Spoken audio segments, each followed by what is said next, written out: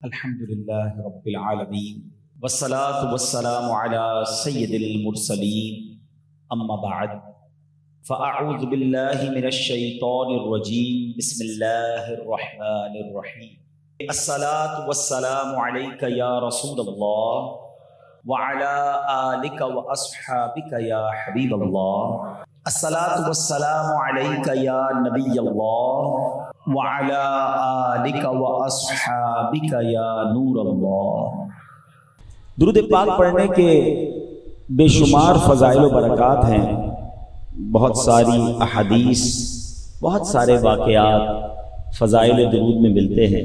حضرت سفیان ثوری رحمۃ اللہ تعالی فرماتے ہیں کہ میں نے دوران طواف ایک شخص کو دیکھا جو ہر قدم پر درود پاک پڑھ رہا تھا۔ اچھا، طواف کی مختلف دعائیں کتابوں میں لکھی ہیں، پہلے چکر کی دعا، دوسرے چکر کی دعا، بڑے وظائف علماء نے لکھے ہیں، مگر آپ فرماتے ہیں میں نے اس شخص کو دیکھا جو ہر قدم پر صرف درود پاک پڑھ رہا۔ تو میں نے اس سے کہا کہ بھائی طواف کی اور بھی دعائیں ہیں، وہ بھی پڑھو، صرف درود پاک پڑھو۔ تو کہتا ہے کہ اس میں ایک راز ہے، اور وہ راز یہ ہے کہ میں اور میرے والد صاحب حج کو نکلے تھے۔ اچھا، اس زمانے میں حج اونٹوں پر، گھوڑوں پر ہوتا تھا، قافلوں کی صورت میں ہوتا تھا، تو ہم پورے قافلے کے ساتھ سفر میں تھے۔ دوران سفر ہی میرے والد صاحب کا انتقال ہو گیا۔ اب انتقال ہونا ہی بڑی مصیبت تھی، مگر ایک اور مصیبت یہ آئی کہ میرے والد صاحب کا چہرہ جو ہے وہ سیاہ ہو گیا، پیٹ بھی پھول گیا۔ میں بڑا غمزدہ ہوا کہ یہ میرے والد صاحب کے ساتھ کیا ہوا۔ جنگل، بیابان، تنہا، والد صاحب کی میت ساتھ اور اس میں چہرہ سیاہ ہو جانا۔ کہتے میں بڑا دکھی تھا کہ میں نے والد صاحب کا چہرہ ڈھانپا اور بیٹھے بیٹھے میری آنکھ لگ گئی۔ اب جب خواب آیا تو خواب میں کیا دیکھتا ہوں کہ بڑی حسین و جمیل شخصیت ہے، لباس بھی بڑا صاف ہے، بڑی کمال کی خوشبو ان سے آ رہی ہے، اور ایسی خوشبو آ رہی ہے جو میں نے اس سے پہلے کبھی سونگھی نہیں ہے۔ وہ عظیم شخصیت میرے والد صاحب کے پاس آئے، کپڑا ہٹایا، اپنا مبارک ہاتھ میرے والد صاحب کے چہرے پر پھیر دیا۔ والد صاحب کا چہرہ جو سیاہ ہو گیا تھا، ان کا ہاتھ پھیرنا تھا کہ چہرہ نورانی ہو گیا۔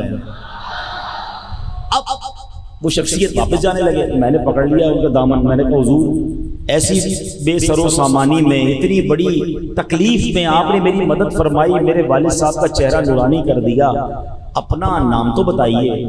اللہ اکبر۔ وہ شخصیت کہتے مجھے نہیں پہچانتے، میں ہی تو تیرا نبی محمد الرسول اللہ صلی اللہ تعالی علیہ وسلم ہوں، تیرے والد سے بڑے گناہ گار، مگر یہ مجھ پر کثرت سے درود پاک بھی پڑھا کرتے تھے۔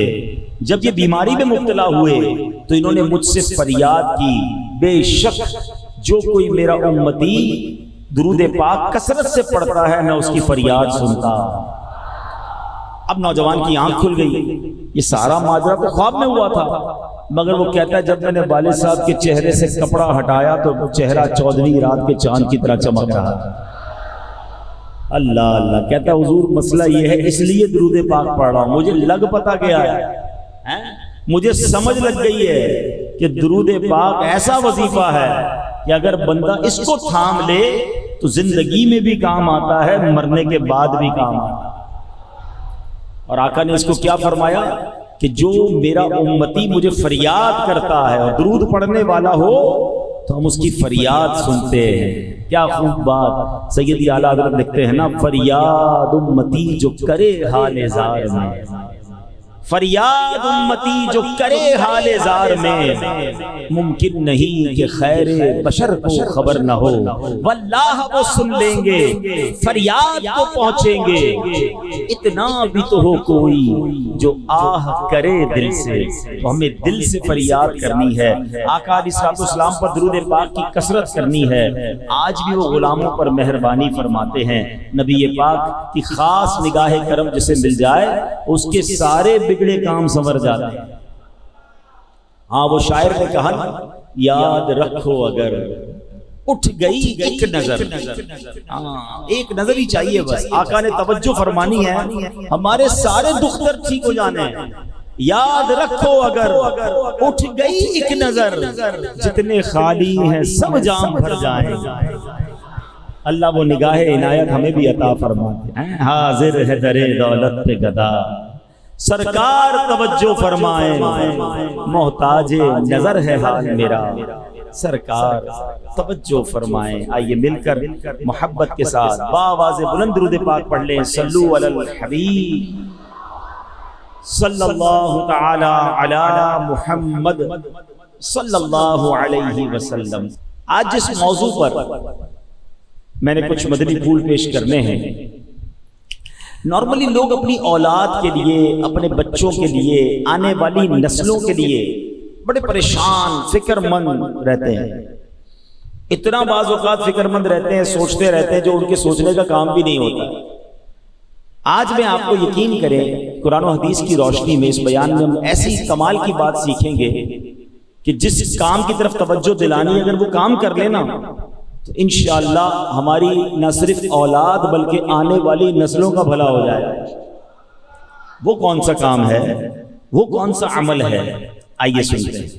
حضرت یحییٰ بن اسماعیل رحمۃ اللہ تعالی علیہ فرماتے میری ایک بڑی بہن تھی، وہ بیمار ہوئی تو ان کا ذہنی توازن جو ہے وہ ڈسٹرب ہو گیا، یعنی اب وہ سمجھداری والی باتیں نہیں کرتی تھی، دماغی توازن بگڑ گیا۔ 10 سال میری بہن جو ہے وہ ایک کمرے میں رہی اور بیمار بھی رہی، ہمیں پہچانتی بھی نہیں تھی، دماغی توازن ٹھیک نہیں تھا۔ اور ایک رات یہ ہوا کہ میرے کمرے کے دروازے پر دستک ہوئی۔ میں نے کہا رات کو اس وقت کون آیا؟ میں نے کہا پوچھا کون؟ تو دروازہ کھٹکھٹانے والی ایک لیڈیز کی آواز آئی اور اس نے کہا میں آپ کی بہن ہوں۔ آپ نے پوچھا کون؟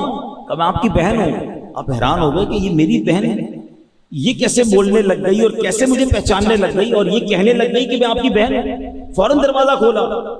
10 سال بعد میری بہن میرے کمرے میں آئی، اور آئی تو میں نے جب اس سے باتیں کی تو وہ بالکل ٹھیک تھی، اس کا تمام معاملات دور ہو چکے تھے۔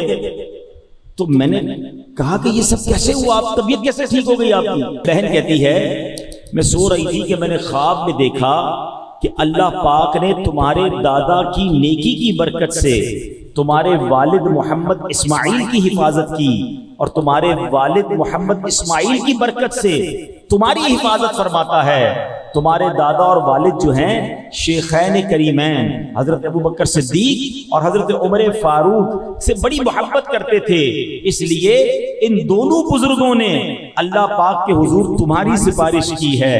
اب اگر تم چاہو تو دعا کرو، اللہ عز و جل تمہیں شفا عطا فرمائے گا، اور اگر چاہو تو تمہارے لیے صبر کرو تو جنت ہے۔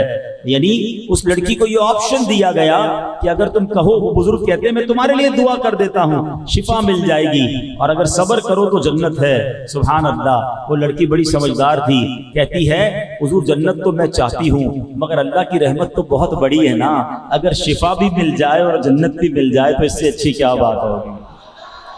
کریم کے در سے مانگنا ہے تو تھوڑا کیوں مانگنا ہے؟ کچھ لوگ بڑا کس کو کہتے ہیں تھوڑا تھوڑا مانگ رہے ہوتے ہیں، یا اللہ بس یہی دے دے، بھائی اتنا ہی دے دے۔ ارے تمہارا دامن تھوڑا ہے، میرے رب کے خزانے تھوڑے نہیں ہیں۔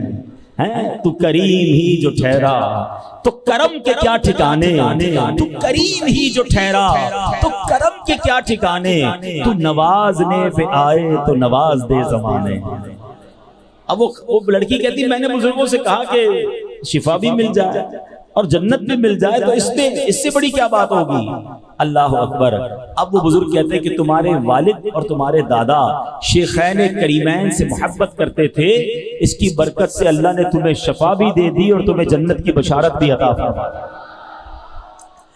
اچھا، یہ اتنا خوبصورت واقعہ ہے، اس میں بہت ساری باتیں سیکھنے کو ہیں۔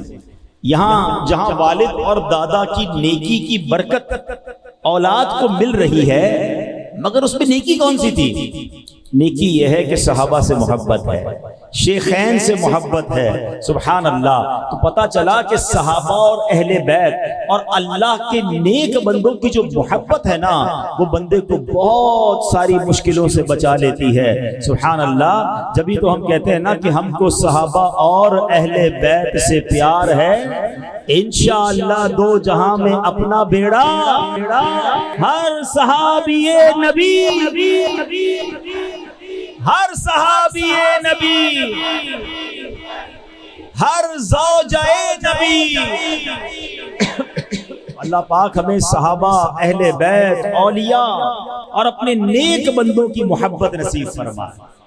اچھا، اس میں سیکھنے کو دوسری جو بات ملی کہ انسان جب نیکی کرتا ہے نا تو وہ نیکی صرف اسے فائدہ نہیں دے رہی ہوتی، اس کی اولاد کو بھی فائدہ دیتی ہے، اس کی نسلوں کو بھی فائدہ دیتی ہے، اس کے گھر بار کو بھی فائدہ دیتی ہے۔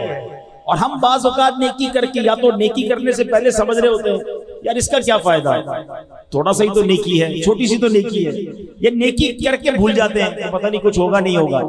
یاد رکھیے، نہ نیکی بھلائی جاتی ہے نہ گناہ بھلایا جاتا ہے۔ میں اور آپ تو بھول جاتے ہیں، مگر اللہ کی بارگاہ میں یہ سب لکھ لیا گیا ہے۔ بڑی خوبصورت حدیث ہے، جمعے کے خطبے میں یہ حدیث آپ نے کئی بار سنی ہوگی۔ اب پرابلم یہ کہ جمعے کا خطبہ تو ہر بار سنتے ہیں، سمجھ تو آتا نہیں، نہ کبھی کوشش کی امام صاحب سے پوچھنے کی یا کوئی ٹرانسلیشن تو لوں، یار ہر جمعے کو جمعے کا خطبہ سنتا ہوں، سمجھ نہیں آتا امام صاحب کیا بول رہے ہوتے ہیں، حالانکہ اتنے کمال کے اس میں میسیجز ہوتے ہیں۔ اس میں ایک حدیث آتی ہے، البر لا یبلا والذنب لا ینسا والدیان لا یموت اعمل ما شئت کما تدین تدان۔ یاد آ رہا ہے؟ سب سر بھی ہلا رہے ہیں، ہاں یار ایسا کچھ امام صاحب بولتے تو ہیں، آدھوں کو تو یاد بھی ہوگی مگر مانا نہیں پتا۔ آپ بلیو کریں، یقین کریں، یہ ایسی حدیث ہے جو جھنجھوڑ دیتی ہے، جو ہلا دیتی ہے۔ اگر اس کا معنی پتا ہو نا، کیا کمال کا میسج ہے اس میں۔ فرمایا البر لا یبلا، فرمایا نیکی کبھی پرانی نہیں ہوتی ہے، ہاں نیکی باقی رہتی ہے، پھلتی رہتی ہے، مہک نکلتی رہتی ہے، نیکی پرانی نہیں ہوتی۔ البر لا یبلا، فرمایا والذنب لا ینسا، گناہ بھلایا نہیں جاتا۔ بدقسمتی یہ ہے کہ ہم اپنے گناہ کر کر کے بھول بیٹھے۔ ہمارے بزرگوں سے بچپن میں کوئی خطا ہو نا تو وہ اسے یاد کر کے رویا کرتے تھے، ہم تو روز گناہ کر رہے ہیں، روز بھولی جا رہے ہیں۔ ذرا مسجد میں آ جائیں، اجتماع میں بیٹھ جائیں، کسی دعا میں آنسو بہ نکلیں، لگتا ہے یار میں تو بڑا نیک ہو گیا ہوں، میں نے تو بڑی زبردست نیکی کر دی، 100-200 مسجد کے ڈبے میں ڈال دیے، میں تو سخی بھی ہو گیا ہوں۔ ارے تجھے تیری 2 نیکیاں نظر آ رہی ہیں، 500 گناہ کر کے آیا، وہ شرم نہیں آ رہی؟ وہ کدھر گئے، وہ کس کھاتے میں گئے؟ یہ بڑا پرابلم ہے ہمارا کہ نیکیاں ساری یاد ہیں، گناہ بھول جاتے ہیں۔ مگر سنو حدیث کیا کہہ رہی ہے، وَالذَّنبُ لَا يُنسَى، گناہ بھلایا نہیں جائے گا۔ پھر آگے فرمایا وَالدَّيَّانُ لَا يَمُوتُ، فرمایا بدلہ لینے والی ذات جو ہے نا، اللہ کریم کی ذات، اس کو موت نہیں آنی ہے۔ نیکی بھی تمہاری پرانی نہیں ہو رہی ہے، گناہ بھلایا نہیں جا رہا ہے، اور جس نے فیصلہ کرنا ہے، جس نے اس کا بدلہ دینا ہے، وہ ہمیشہ باقی رہے گا۔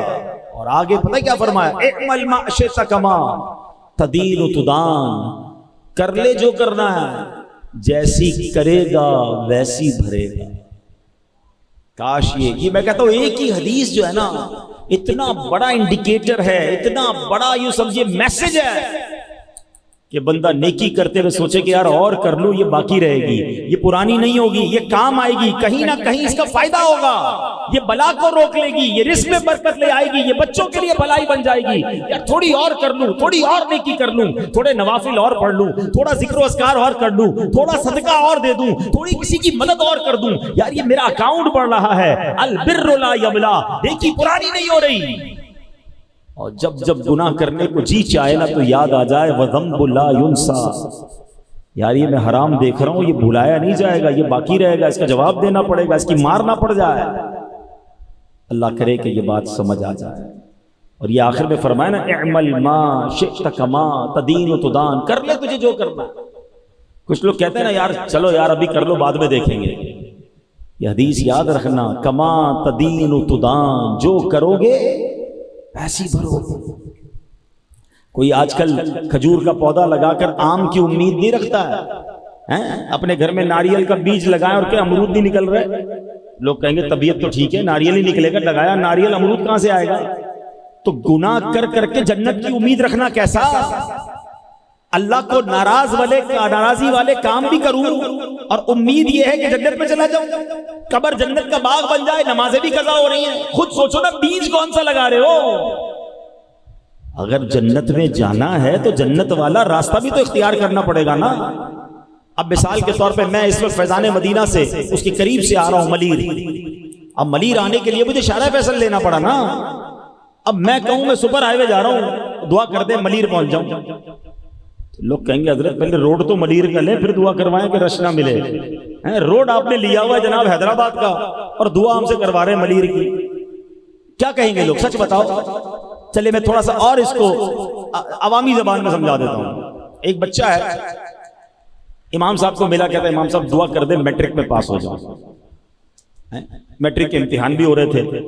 دوسری دن آیا، امام صاحب کو بھی روکا، 3 نمازیوں بھی کہا ذرا آپ سب دعا کر دینا میٹرک کے امتحان میں پاس ہو جاؤں. اچھا بیٹا چلے دعا کر دے. تیسرے دن پھر آ گیا، دوبارہ دعا کر دے. بچہ تم کون سے اسکول میں پڑھتے ہو؟ میں پڑھتا تو نہیں ہوں. اسکول میں نہیں پڑھتے؟ کہ امتحان دیا؟ نہیں. ارے امتحان بھی نہیں دیا، اسکول میں داخلہ نہیں لیا اور روز آ کے ہم سے دعا کروا رہے ہو میٹرک میں پاس ہو جاؤں. کیا کہو گے اس کو؟ پاگل آدمی ہو. ہم میں سے کچھ لوگوں کا معاملہ یہی ہے، حضرت دعا کر دے جنت میں چلا جاؤں، حضرت دعا کر دے نیک بن جاؤں. بہت اچھی بات ہے دعائیں، میں خدا نہ خواستہ دعا کو غلط نہیں کہہ رہا. بھائی جنت میں جانے کی دعا کر رہے ہو، کوئی 2-4 قدم جنت کی طرف اٹھائے بھی کہ نہیں؟ کوئی نمازیں شروع کی کہ نہیں؟ دعا کر دے نیک بن جاؤں تو کچھ نیک لوگوں کی صحبت بھی اپنائی کہ نہیں؟ کام سارے غلط جاری ہیں اور روز دعائیں کر رہے ہیں. دعا بھی کرنی ہے مگر اس سے پہلے کچھ دوا بھی تو کر لو نا. خدا را سمجھو بیج جو بونا ہے وہی کاٹنا ہے. ہم نیکیاں کریں پھر اللہ سے دعا کریں یا اللہ قبول فرما لے، پھر دعا کریں مولا جنت عطا فرما دے، پھر مزہ ہے نا. حرام روزی بھی جاری، نماز قضا بھی ہو رہی ہیں، گندی محفلیں بھی جاری ہیں، اور تمنا کیا ہے؟ اعلیٰ حضرت نے یہی بات تو اپنے شعر میں کہی نا، کام زندہ کے کیے اور ہمیں شوق گلزار ہے کیا ہونا ہے. کہتے کام جہنم میں جانے والے کیے ہیں اور شوق جنت میں جانے والا ہے. کام زندہ کے کیے اور ہمیں شوق گلزار ہے کیا ہونا ہے. بڑی کمال کی بات. فرمایا چھپ کے لوگوں سے کیے جس کے گناہ وہ خبردار ہے کیا ہونا ہے. لوگوں سے چھپ کر گناہ کرتے ہو لیکن گناہ کس کے ہیں؟ نافرمانیاں کس کی ہیں؟ اللہ کی. اللہ دیکھ رہا ہے، لوگوں سے چھپ رہے ہیں تو اس کو تو پتا ہے نا جس کی گناہ کر رہے ہو. تو یہی بات اعلیٰ حضرت سمجھا رہے ہیں. تو بہرحال میرے پیارے اسلامی بھائیو، یہ حدیث یاد کر لو، البر لا یبلا والذنب لا ینسا والدیان لا یموت اعمل ما شئت کما تدین تدان. ایک اور اب آئیے، جو نیکیاں ہیں نا وہ کیسے امپیکٹ ڈالتی ہیں، نیکی آپ کی زندگی کو کیسے خوشگوار کر دیتی ہے. بہت سارے لوگ یہاں ملتے کہتے بیمار ہوں، قرضے میں ہوں، زندگی بڑی مشکل ہے، پرابلمز ہیں. تم پرابلم کا حل کہیں اور ڈھونڈ رہے ہو. آؤ میں تمہیں قرآن و حدیث سے بتاتا ہوں کہ اگر اللہ راضی ہو جائے، اللہ کی رضا والے کام بندہ کرنا شروع کر دے، اللہ مشکلیں کیسے آسان فرماتا ہے. اللہ قرآن میں فرماتا ہے للذین احسنوا فی ہذہ الدنیا حسنہ ولدار الآخرۃ خیر. جنہوں نے اس دنیا میں بھلائی کی ان کے لیے بھلائی ہے اور بے شک آخرت کا گھر سب سے بہتر ہے. تفسیر قرآن صراط الجنان میں اس آیت کا ایک معنی یہ ہے کہ جو لوگ ایمان لائے اور اچھے عمل کیے انہیں دنیا میں بھی اچھا اجر ملے گا. اچھے عمل کرو گے دنیا بھی اچھی ہو جائے گی. ایک اور جگہ رب فرماتا ہے من عمل صالحا من ذکر او انثى وهو مؤمن فلنحيينه حیاة طیبہ. جو مرد یا عورت نیک عمل کرے اور وہ مسلمان ہو تو ہم ضرور اسے پاکیزہ زندگی دیں گے. اچھے عمل کرو گے اللہ آسان رزق والی برکت والی زندگی دے گا. معلوم یہ ہوا کہ نیک اعمال کی برکت سے بندہ مومن کو دنیا میں رزق حلال، نیک پاکیزہ پرسکون سکھ چین اور راحت و آرام والی زندگی دے دی جاتی ہے. یہی چاہیے نا، راحت بھی ہو، سکون بھی ہو، چین بھی ہو، پاکیزہ رزق ہو. تو پتہ چلا نیک بن جائیں، اللہ کے قریب ہوں گے، اللہ دنیا بھی اچھی کر دے گا. اچھا کچھ لوگ بڑی عجیب بات کرتے ہیں جناب دنیا کے لیے بھی کچھ ہونا چاہیے اور آخرت کے لیے بھی ہونا چاہیے. آخرت کے ساتھ ساتھ دنیا کی بھی فکر کرو. مولانا صاحب مجھے ایک بات بتائیں، میں آپ کو شارٹ کٹ بتا دیتا ہوں. آپ کوئی چاہتا ہے آخرت بہتر ہو جائے، کوئی چاہتا ہے دنیا بہتر ہو جائے، اور کوئی کہتا ہے یار دونوں کو ساتھ چلاؤ. بھائی میں آپ کو شارٹ کٹ بتا دیتا ہوں. مجھے بتاؤ دنیا اور آخرت کا مالک کون ہے؟ کون ہے؟ رحمان الدنیا والآخرہ، وہ دنیا کا بھی مالک ہے، وہ آخرت کا بھی مالک ہے نا، وہ دنیا میں بھی کرم فرمانے والا ہے، آخرت میں بھی کرم فرمانے والا ہے۔ تو پتہ چلا جس نے رحمان کو راضی کر لیا اس نے اس کی دنیا بھی بہتر کر دینی ہے، آخرت بھی بہتر کر دینی ہے۔ ایک ہی ٹارگٹ پکڑ لو نا یار، دنیا کا کام الگ ہونا چاہیے، آخرت کا الگ ہونا چاہیے، دونوں کو ملا کر چلو۔ ارے سب کو رکھو سائیڈ پہ، اللہ کو راضی کر لو، اللہ تمہاری دنیا بھی اچھی کر دے گا، آخرت بھی اچھی کر دے گا۔ اللہ کیسے راضی ہوگا؟ اللہ کی رضا والے کام کریں جس سے رب راضی ہوتا ہے، اللہ کی عبادت کریں، ہیں اس کی ناراضی والے کاموں سے بچیں۔ تو یہ سبحان اللہ فائدے ہیں۔ حضرت حسن بن صالح رحمۃ اللہ تعالی علیہ فرماتے ہیں کہ نیک عمل، اب دیکھیں اس کے میں دنیاوی بینیفٹس بھی بتا رہا ہوں کہ نیک عمل بدن میں قوت، دل میں نور اور آنکھوں میں روشنی پیدا کرتا ہے، اور اسی طرح برا عمل جو ہے بدن میں کمزوری، دل میں اندھیرا اور آنکھوں میں اندھا پن لاتا ہے۔ آپ دیکھیں جو نیک بزرگ ہوتے ہیں ان کا چہرہ نورانی ہوتا ہے، بڑا شاش بشاش، جب بھی جاؤ فریش فیل ہوتے ہیں، بڑا ان کے اندر انرجی ہوتی ہے، یعنی جو روحانیت اور انشاءاللہ جنت کی نعمتیں ملنی وہ تو الگ ہیں۔ اللہ ان کی باڈی کے اندر، ان کے جسم کے اندر ان کو روحانی طاقتوں سے نواز دیتا ہے۔ میں کہتا ہوں اور کہیں نہ جاؤ یار، 75 سال کے پیر و مرشد ہیں ہمارے، اللہ ان کو نیکیوں والی طویل زندگی عطا فرمائے۔ آپ یقین کریں جوان آدمی تھک جاتا ہے، مگر اللہ پاک نے جو ان کو طاقت دی ہے، جو روحانیت دی، اللہ اس میں اور اضافہ فرمائے، نظر بد سے بچائے۔ روزے میں ہماری آواز نہیں نکلتی عصر کے بعد، وہ عصر کے بعد مدنی مذاکرہ کر رہے ہیں، رات کو تراویح کے بعد مدنی مذاکرہ کر رہے ہیں، پھر خصوصی مدنی مذاکرہ کر رہے ہیں، پھر سحری، بندہ سحری افطاری میں تو کہتا ہے اکیلے میں کروں گا یار تھکن لگتی ہے، وہ سحری بھی عوام میں کر رہے ہیں، وہ افطاری بھی عوام میں کر رہے ہیں۔ یہ کیا روحانی طاقت ہے بھائی، ہماری آنکھوں کے سامنے ہے نا۔ اچھا اگر آپ کو یہ بات سمجھ نہیں آ رہی نا، اب آپ کے خاندان میں تو 75 سال کا بزرگ ہو، اس کی حالت دیکھ لو آپ۔ چلو یہاں میں ایک اور بات بھی کر لوں، بہت پریشر دیتے ہیں لوگ یار امیر اہل سنت سے ملاقات کروا دیں۔ میں ان کو ایک سوال پوچھتا ہوں یار، اگر آپ کے گھر میں 75 سال کے دادا ہیں، کہتا ہے میں کہا مجھے 50 آدمی آپ کے دادا سے ملوانے ہیں، کہتا نہیں دادا 50 آدمی سے ملیں گے تو بیمار ہو جائیں گے۔ یار تمہیں اپنے دادا کی فکر ہے تو پیر و مرشد کا بھی خیال رکھ لو، ان سے 5,000 آدمی ملنا چاہتے ہیں تو اگر کبھی ملاقات نہ ہوا کرے تو دل چھوٹا نہ کیا کرو۔ یہ بزرگ ہمارے درمیان ہیں، ہم دیدار کر لیتے، یہی بڑی نعمت ہے۔ ہاں یہ سلامت رہیں، یہی ہمارے لیے بہت ہے۔ اب یہ دیکھو روحانیت، نیک اعمال کیسے اللہ طاقت دے دیتا ہے۔ ایک بزرگ کے بارے میں آتا ہے علامہ ابو طیب طبری رحمۃ اللہ تعالی، آپ نے 100 سال سے زیادہ عمر پائی، 100 سال کی عمر میں بھی آپ بڑے تگڑے تھے، جسم بھی نارمل تھا، آپ کی جو ہے وہ دانت بھی ٹھیک ہیں، آنکھیں بھی ٹھیک ہیں، سنتے بھی ٹھیک تھے۔ تو لوگوں نے کہا حضرت آپ 100 سال میں بھی جوان ہیں، یہ کیسے؟ اس عمر میں تو آنکھیں کمزور ہو جاتی ہیں، دانت کمزور ہو جاتے ہیں، گر جاتے ہیں دانت، سماعت نہیں رہتی ہے، پیروں میں ہمت نہیں رہتی ہے، آپ بالکل فٹ فاٹ۔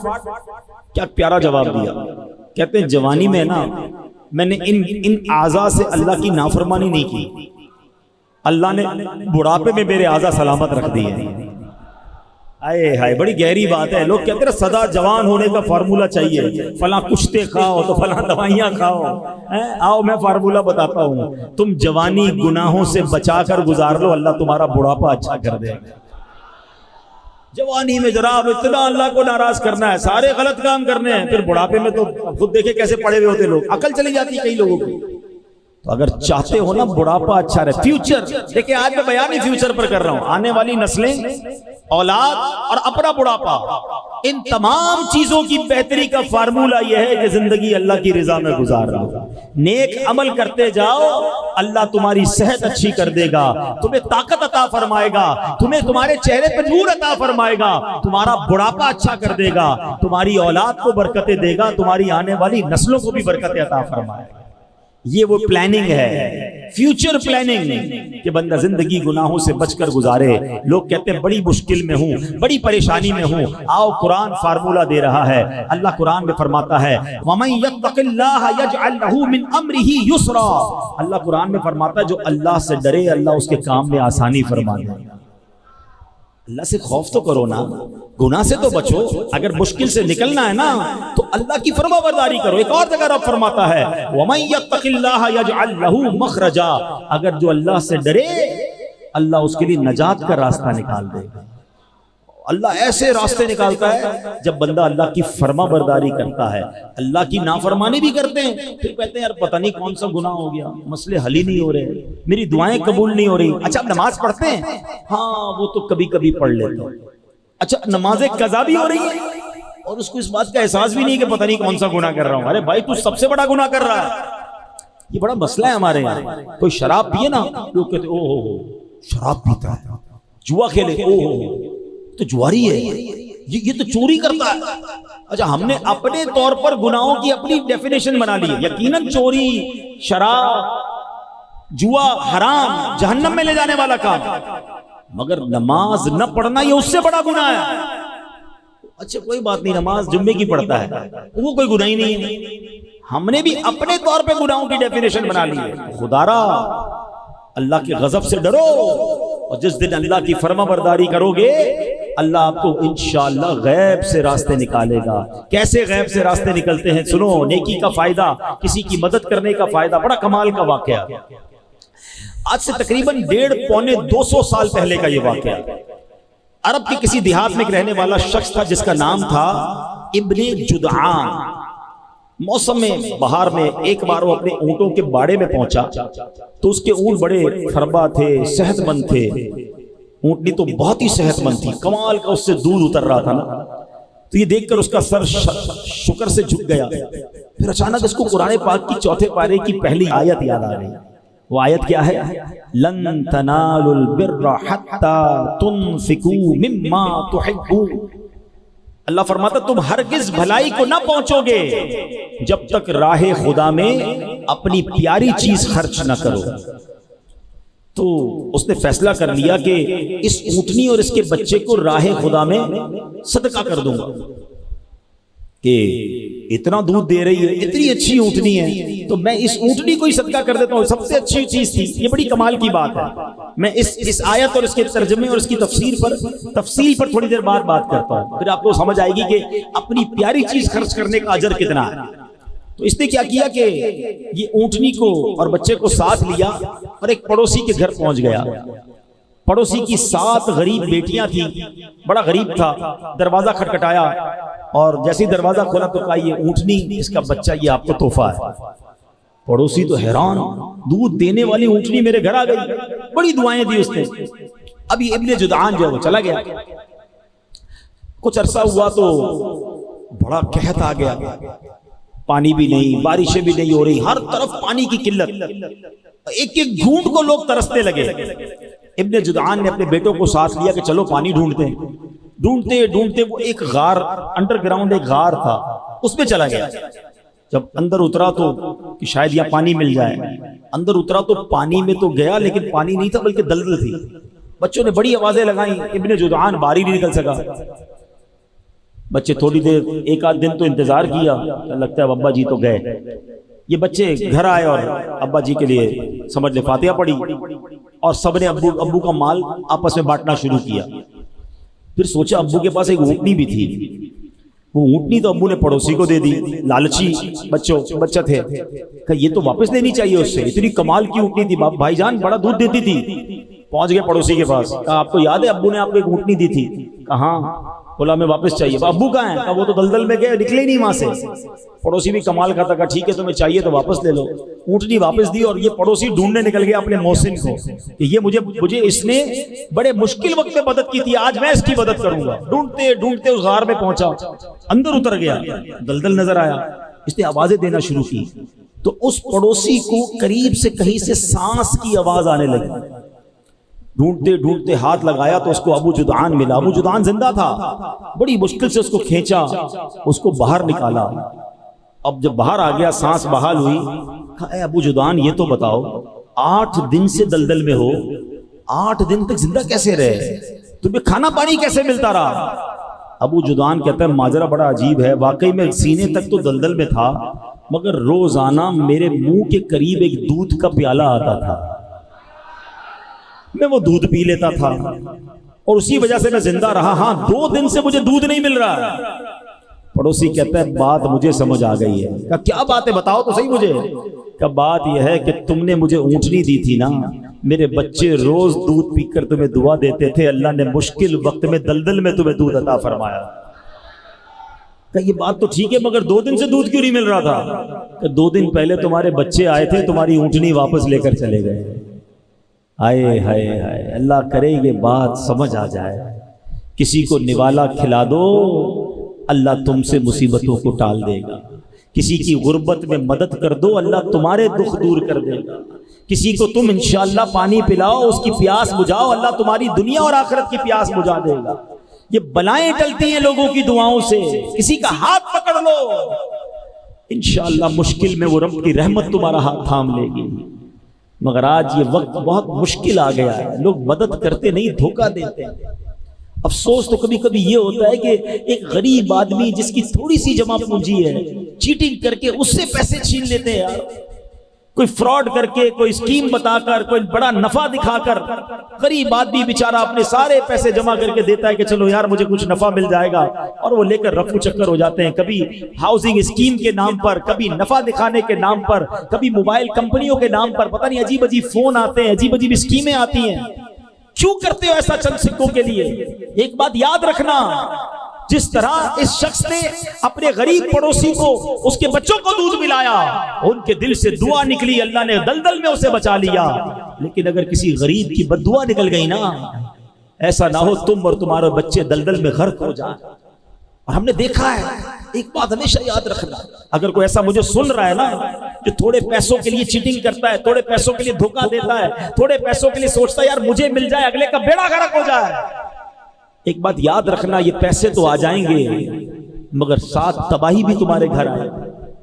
ہم نے اپنی چھوٹی سی زندگی میں، میں نے تو دیکھا ہے، اور بزرگ بیٹھے ان سے بھی پوچھ لو، جس نے کسی کے پیسے کھائے ہیں نا، کسی کو تکلیف پہنچائی ہے، کسی کو دھوکہ دیا ہے، ہم نے اس کو برباد ہوتے ہی دیکھا ہے، اور جس کے پیسے کھائے گئے نا، اللہ نے پھر اسے کھڑا کر دیا۔ ہاں اس کو مل جاتا ہے غیب سے، یہ کھانے والا برباد ہوتا ہے۔ تو میرے پیارے اسلامی بھائیو، یہ فارمولہ سمجھ جاؤ کہ بھلائی کرو، یہ بھلائی تمہیں واپس ملے گی، لوٹ کے ملے گی، مصیبت کے وقت ملے گی۔ اور یہ جو چوتھے پارے کی پہلی آیت تھی نا اس واقعے میں، لن تنالوا البر حتى تنفقوا مما تحبون، کیا فرماتا ہے قرآن؟ کہ تم ہرگز بھلائی کو نہ پہنچو گے جب تک راہ خدا میں اپنی پیاری چیز خرچ نہ کرو۔ تو یہ بھی بڑا مسئلہ ہے، خرچ تو کرتے ہیں مگر جو بچ جائے، جو پھینکنے والا ہو، جو ہمارے کام کا نہیں ہے، چلو یار اللہ کی راہ میں دے دو، کپڑے پھٹ گئے غریب کو دے دو، کھانا بچ گیا مدرسے میں بھیج دو، رضائی پرانی ہو گئی چلو کسی غریب کو دے دو۔ چلو میں یہ نہیں کہتا یہ بھی دینا چاہیے، لیکن مزہ اس میں ہے کہ تمہیں بھی ضرورت ہے، تمہیں پسند بھی ہے، اور وہ تم اللہ کی راہ میں خرچ کر، اس کا مزہ اور ہے۔ اس شخص نے اپنی بہترین اونٹنی دی تھی نا، اللہ نے دلدل میں پھنسے ہوئے اس کی جان بچا لی۔ کسی کو کھلانا، کسی کو پلانا، صدقہ دینا، اس کے بڑے فضائل ہیں۔ حدیث پاک میں آتا ہے ایک خاتون تھی، وہ اپنے کھانا کھا رہی تھی، تو کسی نے دروازے پر دستک دی کہ اللہ کے نام پہ کچھ دو۔ اب تھوڑا سا ہی کھانا تھا، انہوں نے کیا کیا، اپنا نوالا نکال کر، اپنا نوالا جو کھا رہی تھی نا روکا اور کہا چلو یہ کھانا اس غریب کو دے دو، اپنا نوالا دے دیا۔ تھوڑے عرصے کے بعد وہ خاتون کے یہاں بچہ پیدا ہوا، حدیث کا مضمون ہے، تو بچہ لے کے جا رہے تو ایک بھیڑیا آیا، اور بھیڑیا اس کے چھوٹے سے بچے کو لے کر بھاگنے لگا۔ اب ماں کا بچہ جانور لے جائے، ماں کی کیا حالت ہوگی؟ ماں چیخنے لگی میرا بچہ، میرا بچہ، بچاؤ بچاؤ۔ نبی پاک علیہ السلام فرماتے ہیں اللہ نے فرشتے کو بھیجا کہ جاؤ اس بھیڑیے کے منہ سے بچہ چھینو، عورت کو واپس دو، اور اس کو کہہ دینا یہ لقمے کے بدلے لقمہ ہو گیا ہے۔ ہائے ہائے، بڑی بات گہری ہے اگر سمجھ آ جائے۔ تم نے منہ سے لقمہ میری راہ میں دیا تھا نا، خود نہیں کھایا، کسی میرے بندے کو کھلا دیا نا۔ تیرے بچے کو جو جانور نے لقمہ بنایا تھا، ہم نے اس لقمے سے تیرے بچے کو آزادی عطا فرمائی۔ کاش یہ سمجھ آ جائے۔ بچوں کی بھلائی چاہتے ہو نا، دوسروں کے بچوں کا بھلا کرو، آپ کے بھلا بچوں کا ویسے ہی ہونے لگ جائے گا۔ اپنے گھر کا بھلا چاہتے ہو نا، کسی کے گھر کا بھلا کر دو، تمہارے گھر سے آفتیں ویسے ہی دور ہو جائیں گی۔ دوسروں کو تکلیف دے کے آپ سمجھتے کہ میں خوشحال ہو جاؤں گا، پڑوسی پریشان اور تم سمجھو کہ میں خوش رہوں گا، نہیں۔ دوسروں کا بھلا، دوسروں کی خیر، اس کی برکتیں آئیں گی، اس کی ریفلیکشن آئے گی. یہ گو اراؤنڈ کہلاتا ہے. جو بندہ کرتا ہے وہ واپس آتا ہے لوٹ کے. برائی کرو گے برائی لوٹ کر آئے گی، اچھائی کرو گے وہ کہیں نہ کہیں تمہارے سامنے ضرور آئے گی. اور اس کی روایتیں موجود ہیں. انسان جب صدقہ کرتا ہے وہ بلا کو روک لیتا ہے. بلا آ رہی ہوتی ہے اس کو روک لیتا ہے، نہیں آنے دیتا بندے کے اوپر. دعا جو ہے نیکی ہے نا، بلا کو روکتی ہے، بلا سے دعا لپٹ جاتی ہے، نہیں آنے دیتی بندے کے اوپر. تو نیکیاں کرو، یہ تمہیں کہیں نہ کہیں دنیا میں اس کا بینیفٹ کمال انداز میں ملتا رہے گا. نہ صرف ہمیں ملے گا، ہماری نسلوں کو ملے گا. تو بہرحال میرے پیارے اسلامی بھائیوں، پتہ یہ چلا کہ ہمیں نیکیاں کرنی ہیں، بھلائی کرنی ہے. اچھا، اولاد کو کیسے برکتیں ملتی؟ قرآنی واقعہ سورہ کہف جو پڑھتے ہیں انہوں نے تو کئی بار یہ واقعہ پڑھا ہوگا، تلاوت پہ تو پڑھا ہوگا، پتہ نہیں ترجمہ پڑھا ہے نہیں پڑھا. حضرت موسیٰ اور حضرت خضر کا واقعہ ہے نا.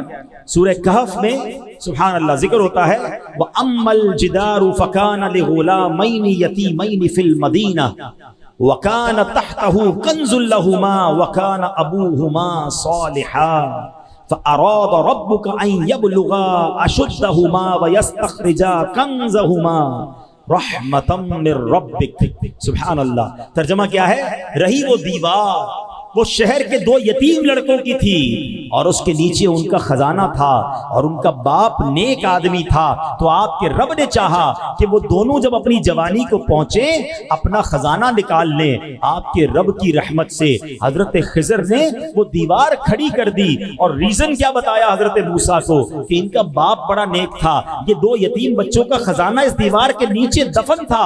اللہ نے نبی کو حکم دیا کہ جاؤ ان یتیم بچوں کی خزانے کی حفاظت کرو.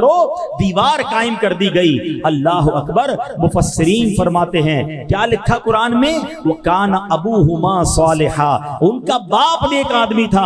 اچھا مزے کی بات بتاؤں، ان یتیم بچوں کا والد صرف نہیں تھا، یہ اس والد کی بات نہیں ہو رہی تھی جو قرآن میں کہا نا وَكَانَ أَبُوهُمَا صَالِحًا. فرمایا اس شخص کا نام کاشح تھا اور ان یتیم بچوں کا 8ویں یا 10ویں پشت میں والد تھا. یعنی باپ بھی نہیں تھا، دادا بھی نہیں تھا، پر دادا بھی نہیں تھا، 8 پشتوں پہلے یا 10 پشتوں پہلے والد تھا. مگر چونکہ وہ نیک تھا اللہ نے 8 پشتوں کے بعد بچوں کا خزانہ محفوظ رہے اپنے نبی کو بھیجا کہ جا کر دیوار کو کھڑی کر دے. سمجھ آ رہی ہے بات؟ لوگ کہتے ہیں یار بچوں کے لیے کوئی بڑا کاروبار کروں، ڈبل شفٹ میں کام کروں. کچھ لوگ نماز نہیں پڑھ رہے، کچھ لوگ دین کا کام نہیں کر رہے، معاذ اللہ کچھ لوگ حرام روزی کما رہے. کیوں بھائی؟ ڈبل ڈیوٹی کر رہا ہوں بچوں کے لیے، بہت کام کر رہا ہوں بچوں کے لیے، بچوں کے لیے چھوڑ کر جانا اس لیے وطن سے دور چلا گیا ہوں، غلط کاموں میں پڑ گئے. ارے اللہ کے بندے کدھر چلے گئے؟ قرآن کے اس واقعے سے سیکھو نا. اگر تم اللہ کو راضی کرنے والے کاموں میں لگ جاؤ گے اللہ تمہارے بچوں کی حفاظت کے لیے فرشتوں کو بھیج دے گا. ہیں تمہارے بچوں کو خوب برکتیں مل جائیں گی. یعنی اصل ٹریک یہ ہے کہ ہم زندگی میں رب کو راضی کر لیں، اللہ ہماری دنیا بھی اچھی کر دے گا، ہمارے بچوں کے لیے بھی بہتری فرما دے گا. تو یہ آج سمجھ لو کہ نیکی کیسے کیسے اور کہاں کہاں کام آتی ہے. سبحان اللہ. نیکیاں بہت ساری ہیں جو ہم کرتے چلے جائیں. اب مثال کے طور پر اولاد کو پالنا ہے نا، اچھی نیت کر لو. آئے ہائے انما الاعمال بالنیات. سنا نا آپ نے؟ اچھی نیت کیسی نیکیاں بڑھا دیتی ہے. اب اولاد پالنے کی کیا نیت ہوتی ہے؟ یہ بڑا ہو کے ڈاکٹر بنے گا، بڑا ہو کے انجینئر بنے گا، اس کو بڑا پیسے والا بنانا ہے، اس کو کاروباری بنانا ہے. کیا پیاری نیت علماء نے فرمائی کہ والد کو چاہیے کہ اولاد کی پرورش اس نیت سے کرے کہ میرا یہ بیٹا یا بیٹی روز قیامت میری شفاعت کریں گے.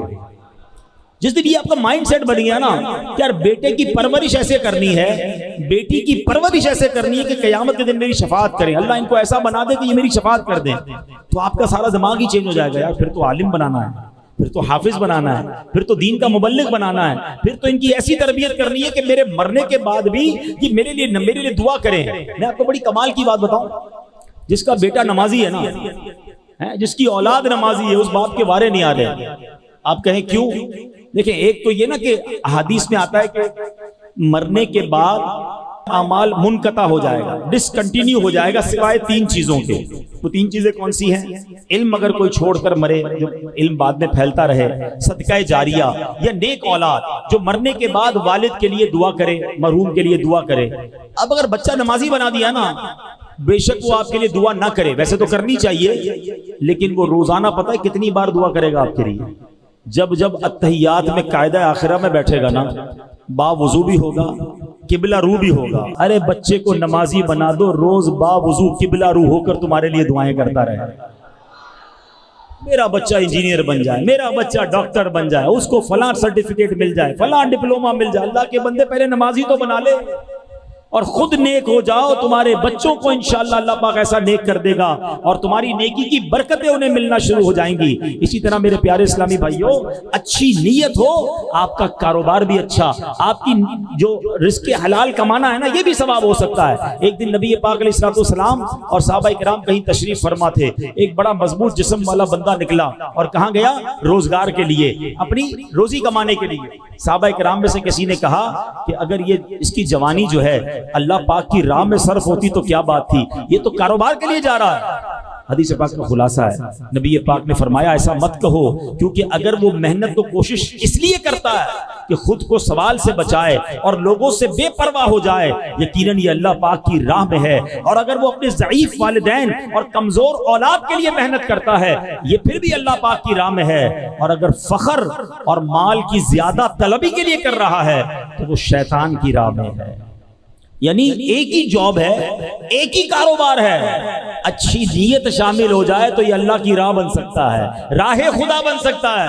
اور وہی نوکری، وہی کاروبار اگر دنیا میں بڑائی دکھانے کے لیے ہے، مال جمع کرنے کے لیے ہے، لوگوں پر فخر جمانے کے لیے ہے، تو روز صبح جا بھی رہا ہے مگر شیطان کی راہ میں جا رہا ہے۔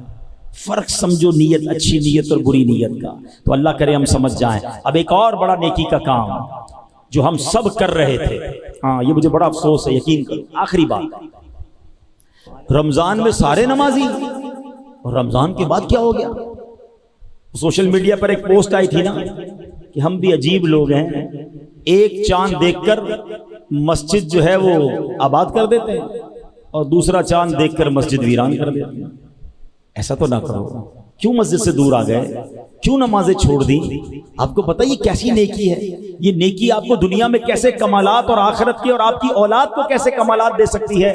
سنتے جاؤ۔ نماز ایک شکر ہے اور شکر کی برکت سے نعمتوں میں اضافہ ہوتا ہے۔ نماز ہر مسلمان پر فرض ہے، جو پانچوں نمازیں پابندی کے ساتھ ادا کرنے کی عادت بنا لے انشاءاللہ فرض شناس ہو جائے گا، لاپرواہی، سستی اور کاہلی کی آفت سے بچنے میں کامیاب ہو جائے گا۔ جدید سائیکالوجی کے مطابق کسی بھی کام کی کامیابی کے لیے مضبوط قوت ارادی ضروری ہوتی ہے، جس کی قوت ارادی مضبوط نہ ہو اس سے بڑے کام نہیں ہوتے۔ مگر سنو، نماز کا دنیاوی ایک فائدہ یہ بھی ہے کہ جو نماز کا عادی ہوتا ہے اس کی قوت ارادی بڑی مضبوط ہو جاتی ہے۔ سبحان اللہ۔ نماز کا ایک اور پتہ کیا شاندار فائدہ ہے؟ نماز کرنے والے کے گرد، نماز پڑھتا ہے جو، ایک حفاظتی حصار قائم ہو جاتا ہے۔ بیماری کا علاج دو چیزوں میں ہوتا ہے، ایک ہوتا ہے بیماری کی دوائی پیو تو مرض دور ہوتا ہے، مگر ویکسین لگاؤ تو بیماری بھی دور ہوتی ہے، آئندہ بیماری لگ بھی نہیں سکتی ہے، ایک میڈیکلی حصار ہو جاتا ہے۔ سنو نماز کیسا حصار ہے؟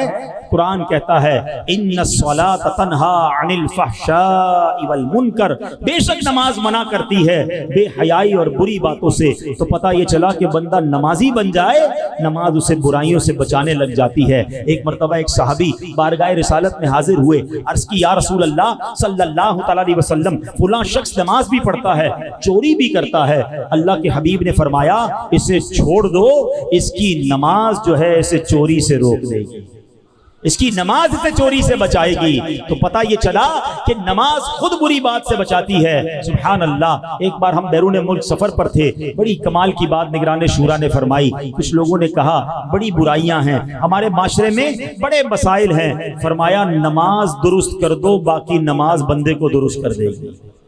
اور یہ بیڑا اٹھایا دعوت اسلامی نے۔ اب دیکھیں بڑی ٹیکنیکل بات کہنے جا رہا ہوں، قرآن کیا کہہ رہا ہے؟ ان الصلاۃ تنہا عن الفحشاء والمنکر، بے شک نماز منع کرتی ہے بے حیائی اور بری بات سے، روک لیتی ہے نا۔ ہمارے محلے کا نمازی نماز پڑھ رہا ہے، بے حیائی نہیں چھوڑ رہا، دو باتیں کیسے ٹکرا رہی ہیں؟ اس کا مطلب پتہ کیا آنسر کیا آئے گا؟ اس کا مطلب یہ ہے کہ نماز ٹھیک نہیں ہے۔ قرآن میں تو کوئی غلطی نہیں ہے، شک کی گنجائش بھی نہیں ہے، تم ٹھیک نماز نہیں پڑھ رہے اس لیے نماز بے حیائی سے نہیں روک رہی ہے. جس دن تمہاری نماز ٹھیک ہو گئی, نماز درست ہو گئی, نماز بندے کو درست کر دے گی. نماز کے کتنے فرائض ہیں, کتنی شرائط ہیں, کتنے واجبات ہیں, پتہ ہی نہیں لوگوں کو. اچھا میں اس کو تھوڑا سا آسان طریقے سے سمجھا دیتا ہوں. کسی بھی تالے کو کھولنے کے لیے کیا چاہیے؟ کیا چاہیے؟ تالا کھولنے کے لیے چابی چاہیے. اب میں اپنی گاڑی کی چابی دے دوں, آپ اپنی گاڑی کھول لیں گے اس سے؟ چابی تو ہے بھائی. آپ نے تو کہا تالے کے لیے چابی چاہیے, ابھی تو بولا آپ نے. تو آپ کہیں گے بھائی جیسا تالا ویسی چابی, جس کے اندر جیسے دندانے ہیں نا وہ پورے چاہیے. چابی تھوڑی گھس جائے, پھر بھی اپنی چابی گھس جائے تمہارا تالا نہیں کھولتی ہے. یار کسی اور کی چابی تمہارا تالا نہیں کھولتی تو غلط نماز جو ہے تمہیں کیسے سدھارے گی؟ پراپر نماز کر لو, پھر دیکھو جنت کا دروازہ کیسے کھلتا ہے. ہاں نماز جنت کی کنجی ہے. یہ چابی کی مثال بن گئی نا, یہ تو چابی ہے جو جنت کا دروازہ کھلے گا. لیکن پراپر چابی تو لگاؤ. نہ وضو ٹھیک کر رہا ہے, نہ نماز ٹھیک پڑھ رہا ہے. یہ کمال ہے دعوت اسلامی کا. واللہ لوگ اگر اس پر کبھی موقع ملا تو میں اس پر بھی بات کروں گا تفصیلی, کہ یہ جو دعوت اسلامی نے ایک اور کمال کیا نا, بہت سارے کمالوں کے ساتھ ساتھ, کہ معاشرے کو جس چیز کی ضرورت تھی, جس کو بھلائے بیٹھے تھے لوگ, جس کا تصور ہی نہیں تھا, وہ سکھانا شروع کر دیا. بچپن سے بڑے ہوئے کبھی نہیں سنا کہ کوئی نماز کورس ہوگا. اللہ سلامت رکھے دعوت اسلامی کو فیضان نماز کورس ڈیزائن کر دیا.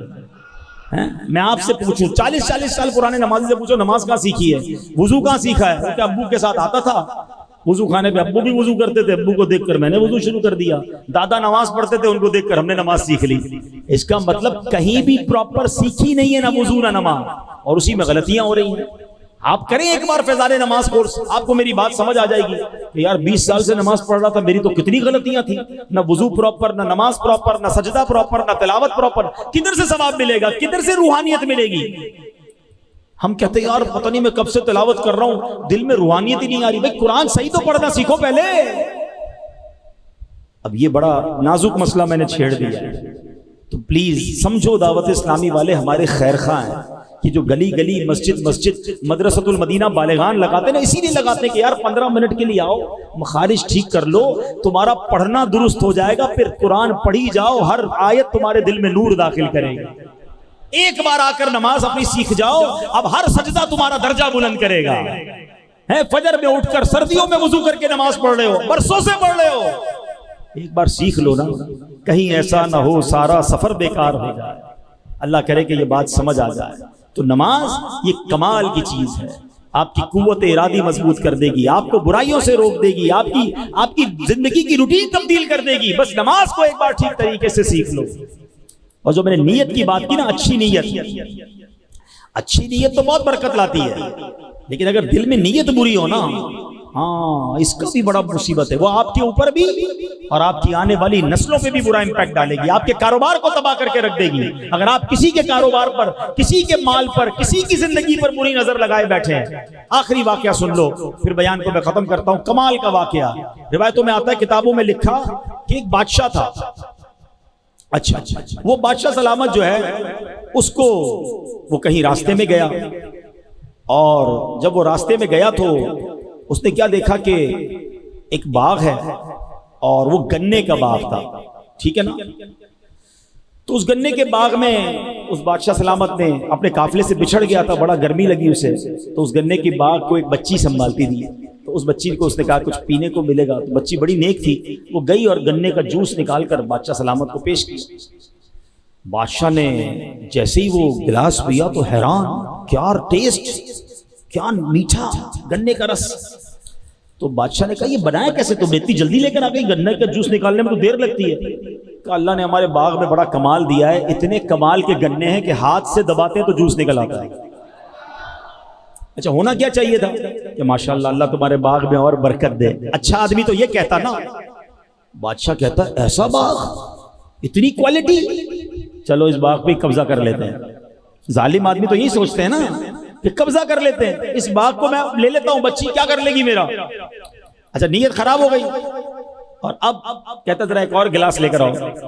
قبضہ تو کرنا ہی, اب تو اپنا ہی ہو گیا نا. بڑے لوگ تو یہی سمجھتے ہیں نا, اب تو اپنا ہی ہو گیا, اب کیا کرے گی, چھوٹی سی بچی ہے, چلو ایک اور پلاؤ گلاس. تھوڑی دیر ہوئی تو بچی جو ہے وہ روتی بھی آئی, اور کہتی لگتا ہے ہمارے بادشاہ کی نیت خراب ہو گئی. بچی آ کر کہتی ہے بادشاہ کہتے ہیں کیوں ایسا کیوں؟ اچھا اس کو پتہ نہیں یہی بادشاہ ہے جو ہمارے باغ میں بیٹھا، یہی بادشاہ، نیت بھی اسی کی خراب ہوئی ہے۔ بچی روتی ہوئی آئی، کہتی ہے لگتا ہے ہمارے بادشاہ کی نیت خراب ہو گئی۔ کہا کیوں کہہ رہی ہو ایسا؟ کہ بات یہ ہے کہ میں اتنی زور سے گنے کو دبا رہی ہوں، رسی نہیں نکل رہا، کیونکہ جب بادشاہ کی نیت خراب ہوتی ہے نا تو اللہ پاک برکت اڑا دیتا ہے، برکت ختم ہو جاتی ہے۔ اللہ اکبر۔ اب وہ بادشاہ نے دل ہی دل میں بری نیت سے توبہ کی، کہا نہیں نہیں مجھے اس بچی کا باغ نہیں لوٹنا ہے۔ اب پھر جاؤ دیکھو شاید رس نکل آئے۔ تھوڑی دیر میں بچی خوشی خوشی آتی ہے، دیکھیں گنے سے رس نکلنا شروع ہو گیا۔ ہماری میمنی کی ایک کہاوت ہے، آج سن لو اور سمجھ بھی لو کہ نیت میں خطرہ تو جولی میں پتھرا، کہ جس کی نیت میں خطرہ ہوتا ہے نا، بری نیت ہوتی ہے، اس کی جولی میں پتھر ہی آتے ہیں، آتا اور کچھ نہیں ہے۔ تو نیتیں اچھی رکھو، لوگوں کی اچھی باتیں سوچو، لوگوں کی بھلائی سوچو، لوگوں کی خیر خواہی کرو، اپنا ہی بھلا ہونا ہے، ہاں آپ کی چیزیں آسان ہونا شروع ہو جائیں گی۔ تو بہرحال آج کے بیان کا خلاصہ یہ ہے کہ اپنے بچوں کی، اپنی نسلوں کی اور اپنے فیوچر کی بہتری چاہتے ہیں نا تو نیک اعمال کریں، اچھے اعمال کریں۔ اللہ سلامت رکھے میرے پیر و مرشد کو، ہمیں پورا رسالہ ہی نیک اعمال کا عطا فرما دیا ہے، 72 نیک اعمال دے دیے کہ چلو عمل کر لو، جنت کا راستہ اپنا لو۔ تو ماشاءاللہ ایک سے ایک اس میں نیک عمل ہے، تو 72 نیک اعمال کا رسالہ حاصل کریں۔ اسلامی بہنوں کے لیے 63 ہیں، بچوں کے لیے بھی ہیں، بڑوں کے لیے بھی ہیں، بلکہ جو حج پر جا رہے ہیں ان کے لیے بھی ہیں۔ اللہ کرے کہ ہم نیک اعمال پر عمل کرنے والے بن جائیں اور اپنی آخرت کی فکر کرنے والے بن جائیں۔ انہی نیک اعمال میں ایک نیک عمل جو ہے وہ مدنی قافلہ ہے۔ تو مدنی قافلے یقیناً پاکستان میں، دنیا بھر میں سفر کرتے ہیں، تو آپ بھی مدنی قافلوں کے مسافر بن جائیں۔ اللہ پاک ہم سب کو نیک اعمال کرنے کی توفیق عطا فرمائے، ہمارے گناہوں کو معاف فرمائے، ہمارے بچوں کی خیر فرمائے، ہماری آنے والی نسلوں کی خیر فرمائے۔